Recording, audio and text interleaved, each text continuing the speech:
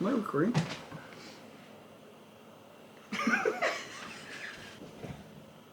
Oh yeah, I am. Okay.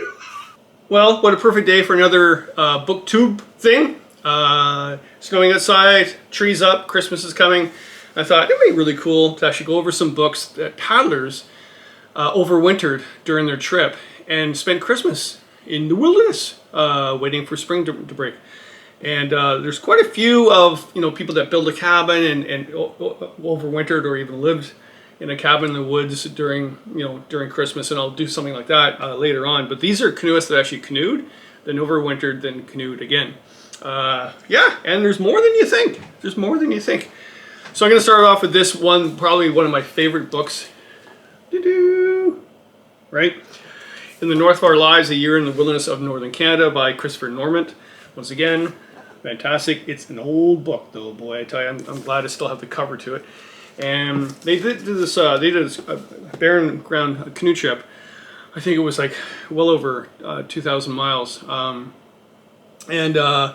they went across the Northwest Territories in Canada, and there were 6 of them. And then they overwintered in a small cabin on the barren grounds. And a couple of things happened, but one incredible thing, here they are trying to escape reality and trying to escape civilization and escape technology. And the guy really writes really well about that. Christopher's a really good writer. But Cosmo satellite, Russian satellite, comes tumbling down to where they are. And of course it has nuclear, it's nuclear powered. So there's actually, what's it called? What's it called when nuclear powered? What's that poison that comes out? Christine? What are you reading? What do you mean? You can't read a book while I'm doing booktubing? Sounds like a good time to read a book. Okay. What's the nuclear waste? Nuclear waste. Nuclear waste.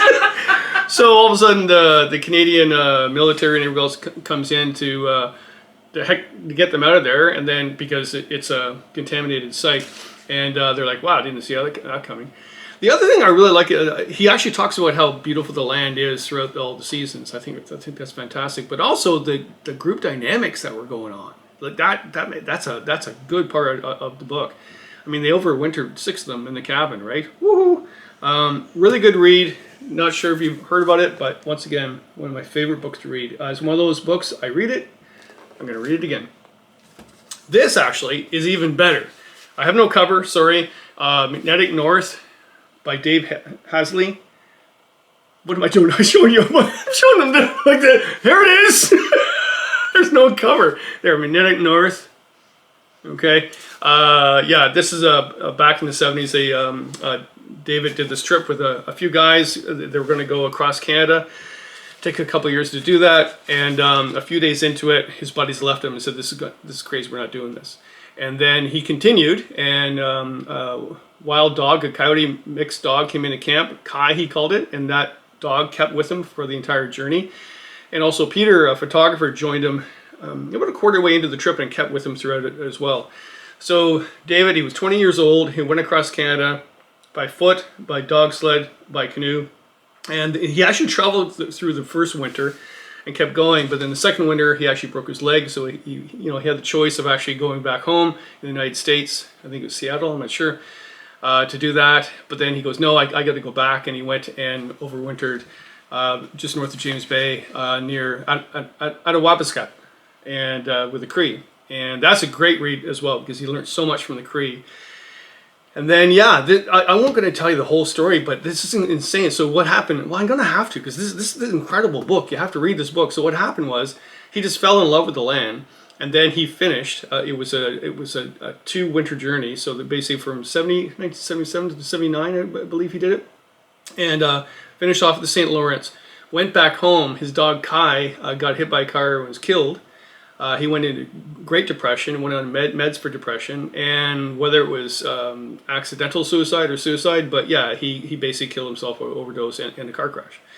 And so therefore the publisher decided, hey, we're not going to publish this book. Diane, the editor of that book, said, no, you must actually publish this book, even though he's deceased. So she spent 10 years of her life going through all the documents and all his journal entries and stuff like that, and wrote the book for him. So basically his journey's in there in his words, but she actually adds some things along the way in different what's the lettering called when you slant it a bit and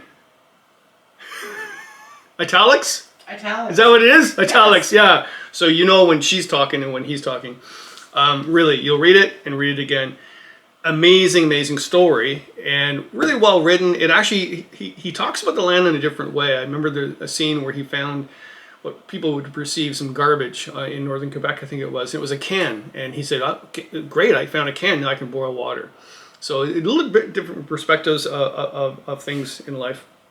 And because it was the 70s too, you can kind of feel that in there. Oh, dogs!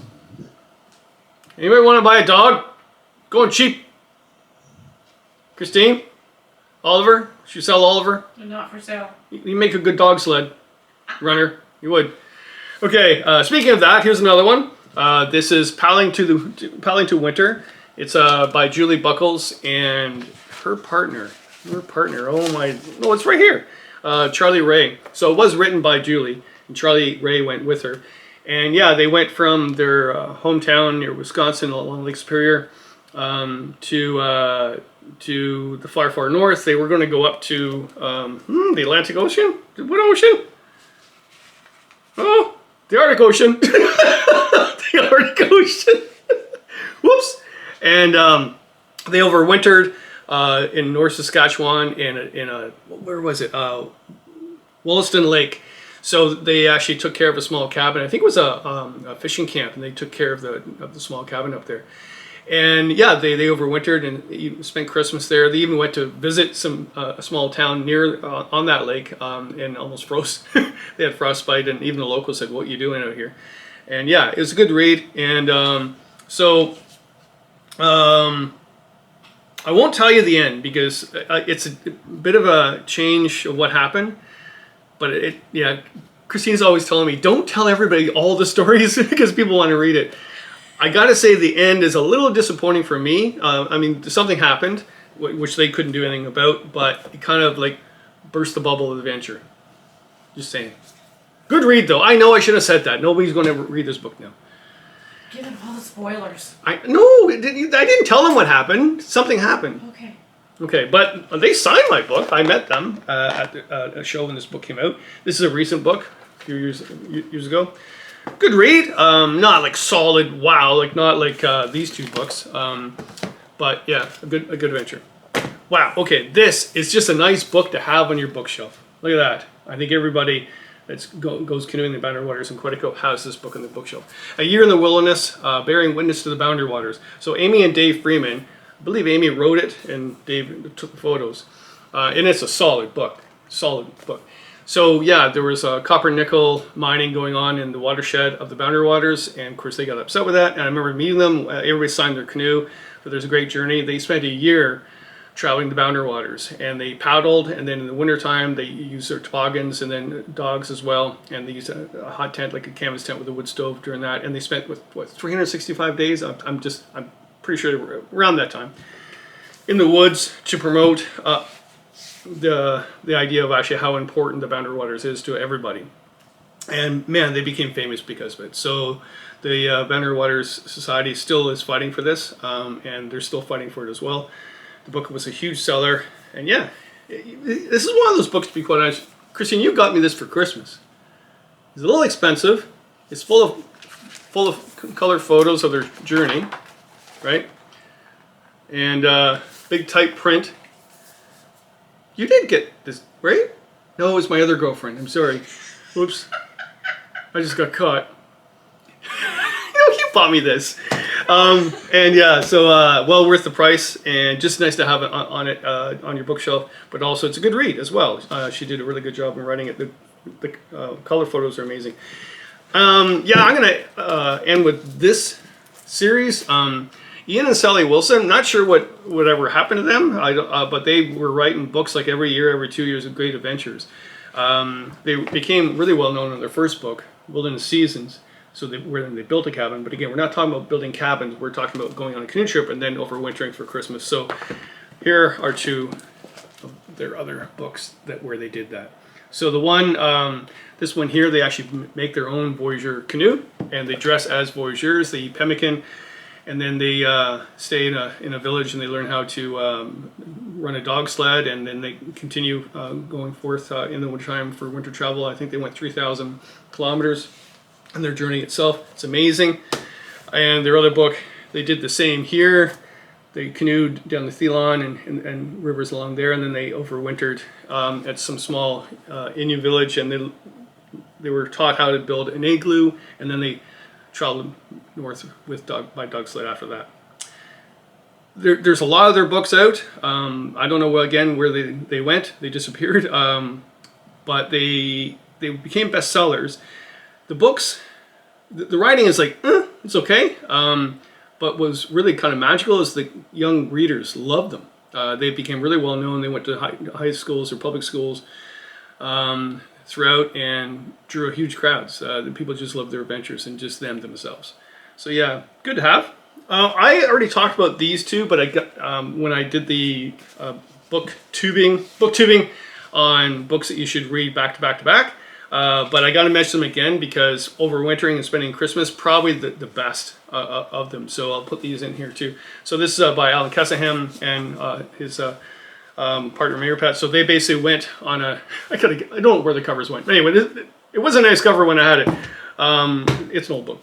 And they went on a journey, on a canoe journey, overwintered, and then continued on after that and spending Christmas, and that was great. And then, you know, I'm telling the story again, but if you didn't watch the other video, you need to know the story. So they went back, and of course they got married. They were just partners at the time. They get married, and they were trying to conceive a child, and they couldn't. It kind of didn't help the marriage. So they thought, hey, to help the marriage, how about we go on that trip again, the same trip, and overwinter again. And during that time, she got pregnant. Not sure how that happened. Not sure how that happened. Christine, you tell me later how that happens? Okay. All right. Kristen's going to tell me how that happens in a small cabin in the winter time before Christmas. So anyway, and then they still, in the springtime, even though she was pregnant, they continued on their canoe trip. Yes, I've talked about before, but if I'm talking about books about paddlers going on a canoe trip and overwintering, especially during Christmas, I have to include them as well. All right. There they go. There's others. There's a whole bunch of others that people stayed out in the bush in a cabin for Christmas in the wintertime, and I'll get to that hopefully if I have time. And but these are paddlers that went on a canoe trip and then stopped for the winter at Christmas time with Santa Claus. Number 5, booktubers are us. All right, thank you for coming out once again, and Christine, thanks for staying awake while I'm doing it. What? Happy holidays, Kevin. Oh, happy holidays to everybody, and yes. And what book are you reading? It's Secret. Oh, the book is called "It's a Secret." It's terrible living with this woman. I'm telling you. All right, bye.